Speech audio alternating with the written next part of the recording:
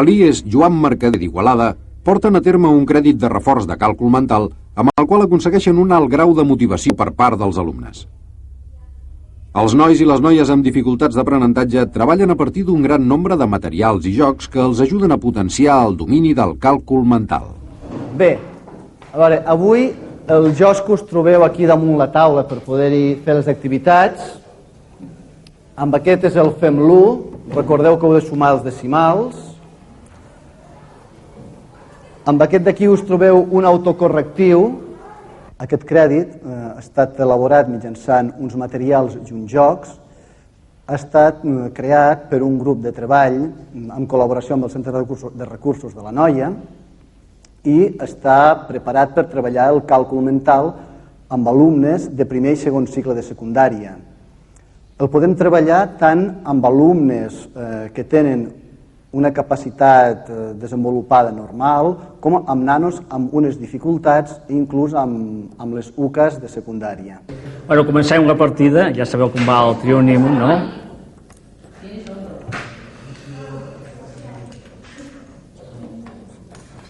El Triomino és un joc semblant al Domino, que té unes fitxes que són triangulars, en el qual hi ha operacions i resultats, i els nanos han d'anar encaixant una operació amb un resultat o viceversa. És un joc que es pot fer a partir de 2 persones, 3, 4, 5, i depenent d'això han d'agafar més o menys fitxes. Aquest crèdit el que pretén ser és un calaix de recursos pels mestres per eliminar tots els aspectes memoricistes i tan mecànics de l'aprenentatge del càlcul i d'aquesta manera el nano assolir els mateixos objectius però d'una manera molt més dinàmica i molt més engrescadora per ells. Estem ara amb l'autocorrectiu, ja sabeu una miqueta de com funciona, aleshores sabeu, heu de posar... El Heineberter és un joc autocorrectiu que consta d'unes plantilles on hi ha una sèrie d'operacions i unes fitxes on hi ha els resultats. Llavors els nanos van col·locant aquestes fitxes sobre la plantilla en forma de columna. El bo d'aquest joc és que, com hem dit abans, és autocorrectiu, perquè és com si fos un trencaclosques i si les peces no encaixen, doncs el nano es dona compte que el resultat d'aquella operació que ell ha fet no és correcte. Has estat de sort. L'hexagon és un joc que té unes fitxes de forma hexàgon i es pot jugar 2 jugadors o més. Si juguen 4, li tens que donar 4 fitxes. I si juguen 5, si juguen 5, 4 fitxes per cada un. Les fitxes són hexagonals, en el qual hi ha uns números decimals que hi han de color vermell, hi han de color negre i s'han d'encaixar, que tinguin el mateix color i que a més la suma sigui 1. Les normes de joc normalment les donem establertes, però no d'una manera tancada. Volem dir que els nanos, ells poden decidir, sempre i quan el grup es posi d'acord, de què fan servir per veure qui comença el joc, què passa quan surt una situació que no està especificada en les normes, ells tenen la capacitat de decidir i de veure com continuen desenvolupant el joc. Intentarem fer aquest icosaedre, si us en recordeu com és.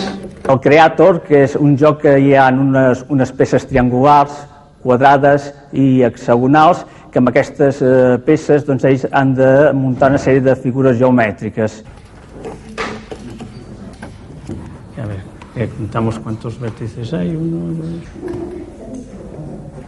I amb això ells treballen aspectes geomètrics com arestes, vèrtex, mesures de l'alçada, etc.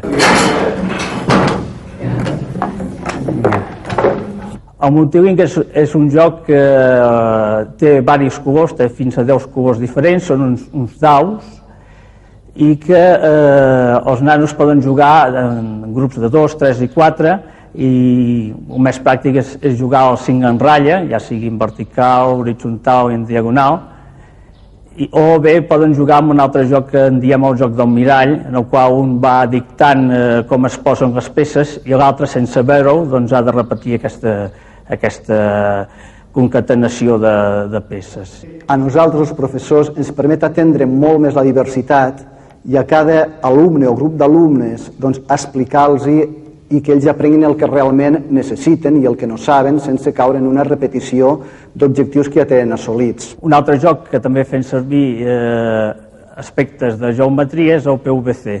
En aquest cas són unes vares de PVC, com el seu nom indica, que s'han d'unir mitjançant uns vèrtexs i amb aquestes també construeixen unes figures que són més grans, inclús algunes es poden posar els nanos a dins, es poden muntar piràmides, cubs, etc. Anem a comptar els vèrtexs, quants n'hi ha. Toni, Mònica, va. En un vèrtex, quantes arestes s'hi ajunten? 5. Una altra valoració seria la interacció que es produeix entre els alumnes, entre ells mateixos, i entre l'alumne i el professor.